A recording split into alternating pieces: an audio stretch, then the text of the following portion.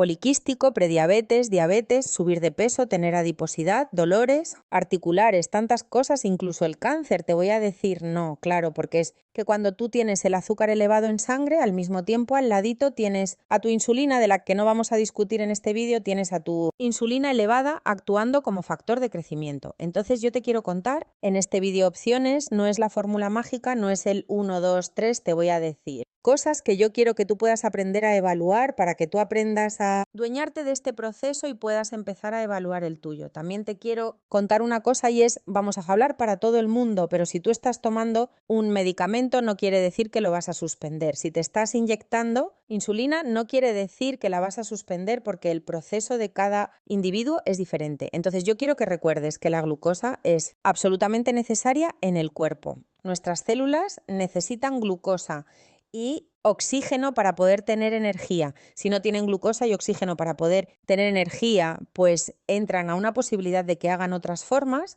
pero principalmente es mucho más fácil, es mucho más eficiente para las células utilizar esto.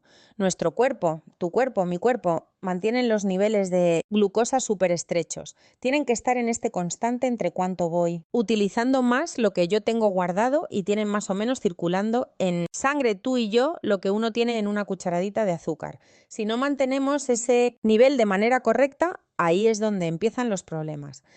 ¿Qué pasa? Con el tiempo, la mala alimentación, el sedentarismo, la falta de masa muscular, la inflamación crónica, diferentes mecanismos, las células empiezan a no tener la capacidad de recibir la glucosa.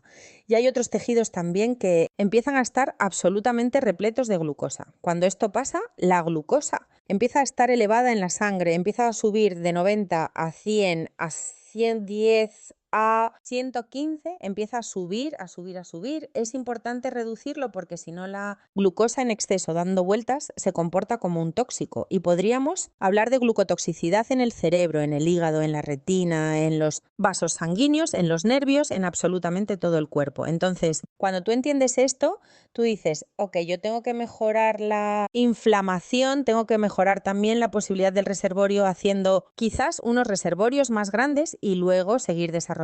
Entonces, lo primero que tenemos que hacer, obviamente, es tener una alimentación consciente. Lo que tenemos que tener en cuenta es si yo estoy teniendo un problema con el azúcar, con la glucosa elevada en mi cuerpo, todo lo que son mieles, panelas, azúcar, jarabes, todo esto tiene que salir de mi alimentación. ¿Qué otras cosas tienes que sacar? Todo lo que son los almidones, arroz, papa, yuca, plátano, pasta, frutas que sean muy almidonadas, frutas que sean muy dulces. Entonces, eso es mejor sacarlo de la vida un tiempo y hacer que principalmente los carbohidratos que vas a incluir en tu alimentación vengan de vegetales. Se recomienda, y hay alguna literatura cada vez ganando mucha base de atención, se recomienda consumirse los alimentos en un orden, donde primero nos consumimos los vegetales, luego la proteína y por último, si nos vamos a consumir otro. Carbohidrato, digo otro porque los vegetales ya fueron el primero, otro que sea algún carbohidrato almidonado, dejarlo de último. Incluso si tienes problemas de recomendaciones, cómete mucha ensalada primero, muchos vegetales. Después te comiendas proteína. Si sigues con hambre, es preferible que comas un poco más de proteína, va a ser mucho mejor metabólicamente, vas a quedar mucho más saciado en el tiempo. Las porciones es importante siempre manejarlas, siempre, pero las porciones, lo que más tenemos que estar mirando es la proporción entre carbohidratos, tipos de carbohidratos, grasas, tipos de grasas y las proteínas. Es ideal que esa alimentación que tengas la tengas en una ventana de tiempo un poco más corta. ¿Para qué? Para que le permitas a tu cuerpo tener periodos un poco más largos, desde las 11 o 7 de la noche, y das la vuelta toda la noche hasta las 10 de la mañana del otro día que hagas esa primera comida. En ese tiempo tu cuerpo va a estar consumiendo glucosa y eso le va a empezar a permitir a tu cuerpo tener esa flexibilidad metabólica que tanto estamos buscando. ¿Cómo nos ayuda el ejercicio? Lo va a ayudar de dos formas. Cuando combinamos ejercicio de fuerza con ejercicio cardiovascular, en la mejor forma en todos los niveles, pero vamos a tener dos cosas.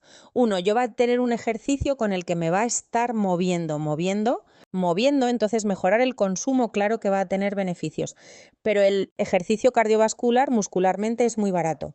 Pero es que estuve corriendo 1 hora para tus músculos adaptados, eso es moneditas, así como moneditas.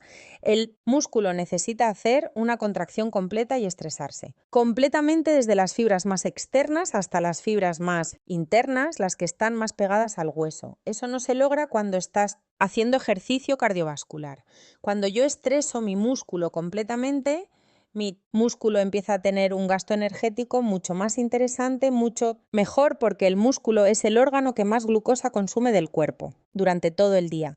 Pero casi que tener buena masa muscular es uno de los factores, casi que protectores más grandes para nunca desarrollar diabetes. Lo vuelvo y te digo, no lo puedo decir como un factor absoluto, pero casi que es un factor demasiado importante para proteger una persona de tener diabetes. Y hemos hecho muchos vídeos sobre cómo incrementar masa muscular. Te hago aquí abajo en la descripción para que cuando terminemos este vídeo puedes ir a verlos. Pero fíjate que yo tengo pacientes, comen bien, se alimentan bien, hacen ejercicio, levantan pesas, corren, juegan fútbol y el azúcar, pim, pim, pim, pim. Y entonces, ¿será que es que está comiendo muchas calorías?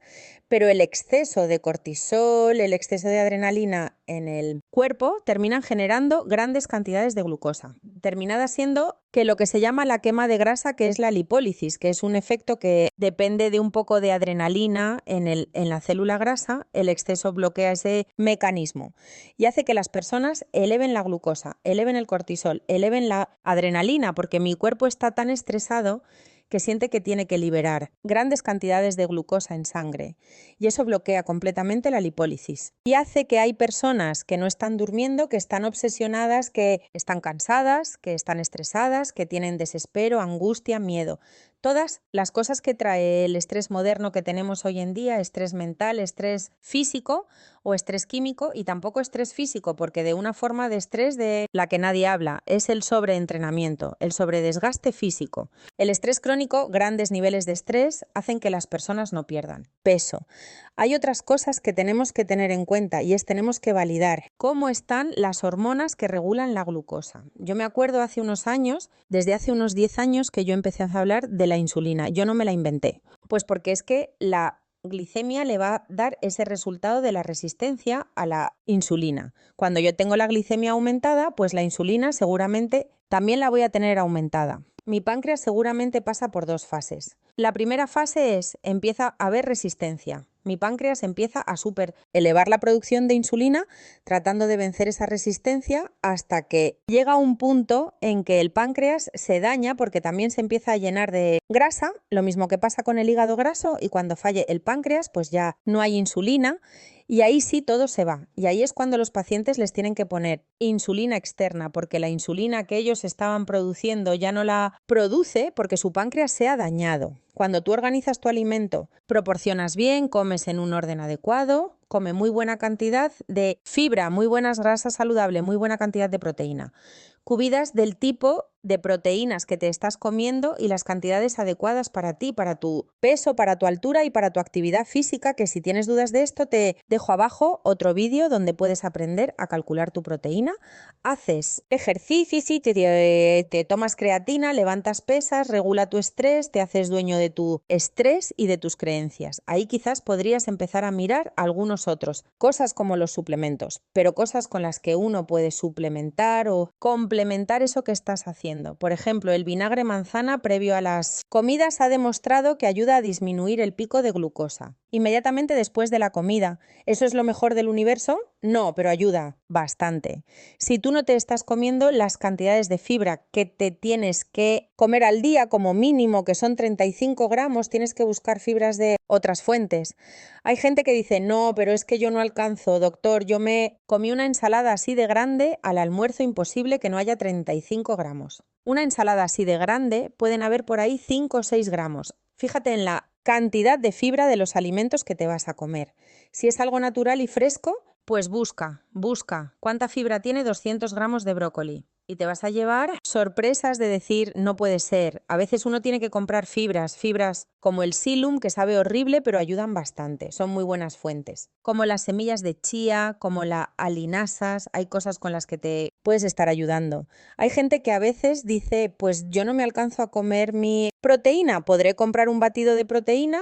Sí, no son necesarios o no son necesarios, pero le pueden ayudar a una persona a complementar sus aportes. Proteicos. Por favor, fíjate de comprar buenas proteínas. Aquí abajo también te puedo dejar un link con proteínas que yo te recomiendo, que me parecen que son buenas opciones para tener un buen balance. Hay otros suplementos como la berberina, que actúa muy similar a la metformina, pero de manera natural, como el inositol, que actúa absolutamente fabuloso, lo mejor de la forma de Mio. Inositol, como el magnesio, que ya tenemos a nivel de metaanálisis de estudios muy recientes, mostrando el rol del magnesio para el control de la glicemia. Otras cosas como el cromio, especialmente en la forma de crome. Picolinato, la canela, la creatina también funciona muy bien.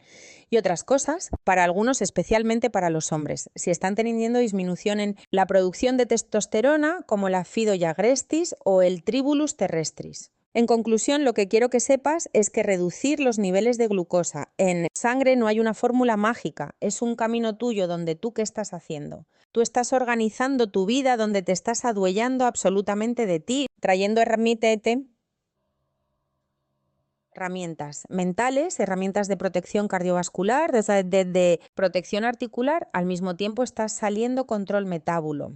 Imagínate esa maravilla, te estás alejando de creer en pócimas y en soluciones mágicas y lo único que estás trayendo a tu cuerpo y a tu vida es salud y estás trayendo coherencia y es el mayor propósito lo que queremos hacer. Por eso, si quieres seguir recibiendo este contenido, te invito a que suscribas al canal, muy sencillo, aquí abajo, y todo el botón rojo también activa. La campanita, de esa manera, cuando hacemos vídeos de los, es la primera persona que se entera. Y antes de irte, recordad de darle al vídeo, eso hace que más personas puedan encontrar este contenido. Te mando una hora sobrante.